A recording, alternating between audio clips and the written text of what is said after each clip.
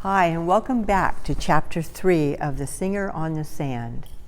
I hope you got your PJs on and you're all settled and ready for bed.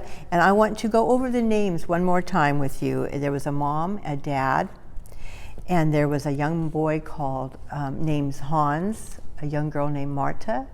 And then there was Satu, the young island boy, and his dad, who was the chief, Meriden, and then the witch doctor Tama. And tonight we're going to read about Tama the witch man. Tama, we left last week with where Chief Meriden was not happy about the family being there, and the family had built their house on the sand, and they thought, oh, that's not going to be good. But then there's no place for a garden. So what the father did was he built a garden out of rock, like a big trough, and then they filled it with the good soil of the island back up among the trees where the good soil was, and filled it and started planting plants. And then the chief sent for the witch doctor Tama. So Tama the witch man was in the midst of a spirit feast when Chief Meriden's messenger reached him. For 3 days he had fasted, and now he sat among his charms and beat upon his spirit gourd. Around him the village people danced and chanted, and before him lay several sick persons. There was much stomach sickness at this season on this side of the island, and the people had sent for him to come and cast out the devils that caused the trouble. There is a big red-haired teacher who has come to our village, the messenger told Tama. He tried to get the chief to give him land among the village houses, but of course he wouldn't do it. The chief hoped he would go away, but what do you think he has done? He has built a new house right on the sea sand. The messenger sat down on the ground. The dancing people stopped whirling and looked at him. Thomas sat among his charms and considered this news. Yes, I heard about this already, he said. Why didn't the chief send him away? He would surely have done it when the boat came back if he had known how things would turn out. But now it's too late. Many of the village people have been taken in the heart by the teacher's magic. They go to his house every day, and even the chief's son Satu follows these people like he had been born into their family. Thomas still sat cross-legged among his roots and bones and strong mixtures of herbs. He thought for a long time about what the messenger had said. Then he stood up and shook himself. Chief Meriden has sent for me. I must go. He began to gather his things. Do you have to leave us now? Some of the people begged. The sickness is beginning to slacken. Stay just a little longer and we shall be rid of it. There's a worse sickness back in my own village, Thomas spoke in a sorrowful voice.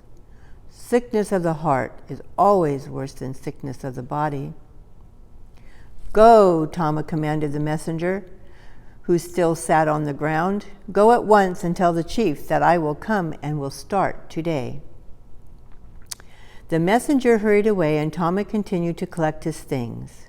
When he had packed them all in a neat bundle, he went to take his mat and rice pot from the house where he had slept. Then he turned his steps down the jungle path toward his own village on the opposite side of the island. As he walked, he meditated on what could be done about this problem of the strange teacher. Tama had heard of these foreign people who called themselves teachers. Some of them had visited the big island to the south. He knew what they had done there. He knew what they intended to do here. Their purpose was to change the old customs. There would be no more wild feasts with drinking and devil dances and secret magic performances. The witch doctor knew that these teachers disapproved of such things because they worshipped one great spirit. He heard that they got their magic out of square, flat boxes. This magic could be fed to people through words, and the people who swallowed it came to enjoy it more than feasts or dancing or anything else. It was a terrible thing. The more Thomas thought about it, the more he worried, and the anger inside him swelled and burned. He decided that he would not stop at any village or house along the way. He would not eat, although he had already fasted for 3 days. He would not speak to anyone.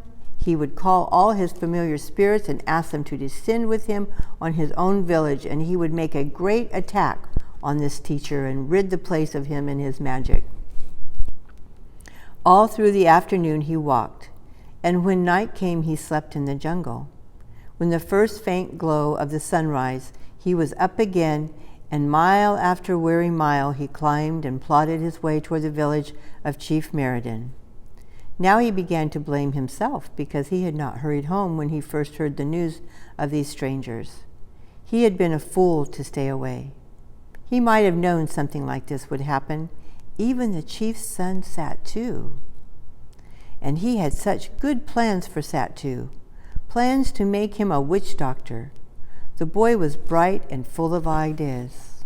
Now, it was already evening when Tama entered his own village. The people must have finished bathing and eating by now. They would all be shut in their houses, and yes, they must be already asleep.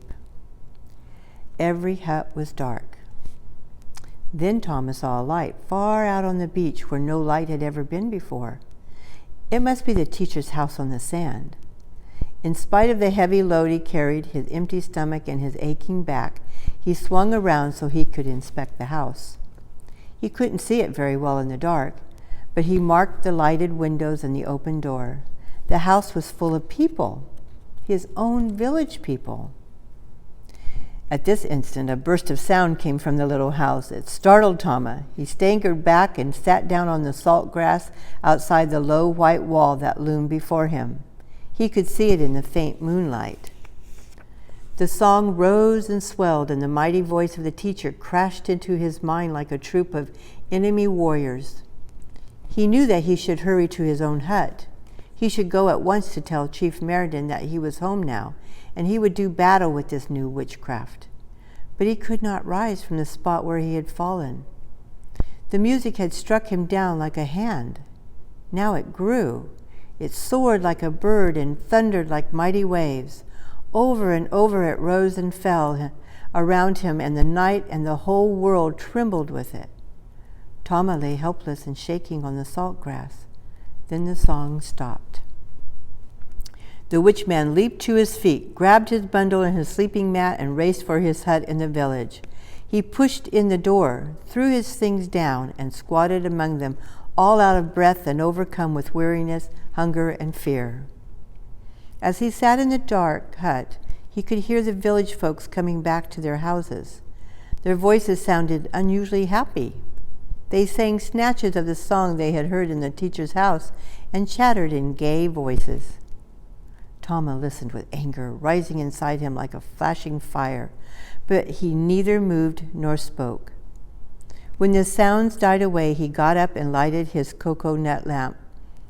Then he began to sniff the air. A peculiar odor filled the hut. Now he realized that he had smelled it ever since he came in. He opened the door wider and propped it. He threw open the one window at the back of the hut, but the smell persisted. Then he looked around. He found a pile of dry wood beside his cooking place. The clay fireplace had been brushed and cleaned of all ashes. Even the stones looked as if they had been scoured. Tama began to shake with fear. He laid some of the dry twigs among the stones of the fireplace and lighted a bit of wood fuzz with a spark from his spear and a flint stone that he carried in his pack. The fuzz smoked and flamed, the twigs caught, and fire flared up in the empty room. The witchman stared about the place and wondered whether this could possibly be the hut he had left a few weeks ago. It was clean and fresh, as though everything in it was newly washed. The floor was scrubbed, the walls were scrubbed, the low flat stool along the wall was scrubbed, and some bright shells lay there. One of the larger shells held a few wildflowers. Tama got down on his hands and knees. He smelled of the shells of the floor and the clean matting that made the walls. The smell was all over. It came from everything. It must be something they had used to wash all these things. And who were they? Someone had used this hut while he was gone. It couldn't be. But it must be. The chief must have let the new teacher and his family stay here until the man could get his house built on the sand. Tama gave the hut a thorough search. He found food ready for his use, some kinds of food he had never seen before. He put it all away, took some cassava from his own stores, and began to prepare his supper. He must have food now. He must have strength. As the firelight played around the room and Tommy began to feel rested and warmer, he noticed other things. The roof was mended. He saw that the walls had been repaired. Then he looked at the floor and saw that it had been renewed in all the weak, worn places and was now as solid as when their hut was newly built. "This magic is strong," he said to himself, and began to eat his first meal in several days. He had scarcely lifted the first mouthful when he heard the chief's voice calling outside the hut. "You are home, Tama?" Tama went to the open door. "I am home," he said into the darkness, and Chief Meriden came up the little ladder into the hut and sat down on a mat. "They stayed here?" Tama swept his hand around the room as though to indicate that the strangers had stayed all over the hut in every crevice and strand of it. "Yes, there was no other place to put them."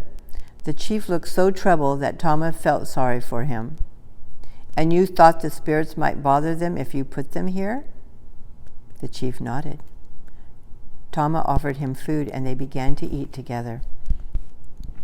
"Yes," the chief said, "I hoped that the spirits living here might make them sick, or at least worry them until they would decide to go away when the freight boat should return next time." "It didn't work? It was no use?" "No, it didn't work." Chief Meriden looked dejected. "They have strong magic. Even in his voice, the big teacher has strong magic." He leaned forward and spoke in a lower voice. "You know, I think all the devils around here rushed away into the jungle. It is a great thing to hear that singing." "Yes, I should think so." Tama bent over his leaf plate, but he didn't tell the chief that he had listened to the singing this very evening and had felt its power. Chief Meriden sat in silence for a long time until he had finished the food and crumbled the leaf he used for a plate. Then he leaned forward again and put his two brown hands together with all the fingers tips touching. "Now it's like this," he spoke in an earnest tone. "We will have to do something, or all the people in this village will follow the big teacher. They go every day to listen to his magic, and you know as well as I, that means the end of feast and devil dancing. There will be no more drinking. There'll be no more fun anymore." "It looks like the people are ready for some new thing." Tama threw out the crumbled leaves that he had used as plates and crumbled the crumbs down through the cracks in the bamboo floor. The chief had not spoken. He sat with one hand on his forehead as though he worried and grieved. Tama sat down beside him. "I have thought about this problem all the long journey back over the hills and how it looks to me. Since the village people are bent on having some new teaching, why don't we ask the Islam teachers to bring their magic here? They will not interfere with the devil dances or the feasts or any of the good old customs. Of course, they will require us to pray to Allah, but since we already spend a lot of time praying to the spirits, it will not be much trouble to pray to Allah too." The chief thought about this for a long time. He sat there on the mat and scratched his head and frowned. Finally he spoke. "I suppose you're right, Tama. I wish there was some other way, but I guess there isn't. This thing is already too big for us to fight alone. We must bring in some strong new magic. Yes, I am sure you're right." "I see that the teacher has built his house down there on the sand." Thomas stood up and looked out the door to see if there might be a light still shining in the teacher's house, but the beach was dark. "The teacher begged me for land all over the village and back into the hills, but of course I wouldn't let him have any." The chief came to stand beside Tama in the door. Does it seem to you that the fire mountain blows out more fire than usual tonight? Tama asked. Ever since those teachers came, it has rumbled and thundered and spewed out smoke and fire almost all the time. What do you think? You know what I think. The spirits are angry about this new magic, Thomas said. Can't the village people see that it is so? Don't they know that it's dangerous to run after foreign magic? Neither man spoke for a long time. The volcano belched its fire against the night sky. The solid ground trembled. The hiss of the sea as the fiery rocks spilled over it, into it, and the deep thunder that shuddered under the earth awed them both. But at last they turned back to the lamp-lighted room. They had seen the volcano active all their lives, and it was only a little worse than usual. They sat down again and began to plan for the Islam teachers whom they intended to invite to Great Zangir. And that's the chapter of Channel 3. And so now we will learn if they sinned for these Islam teachers or not.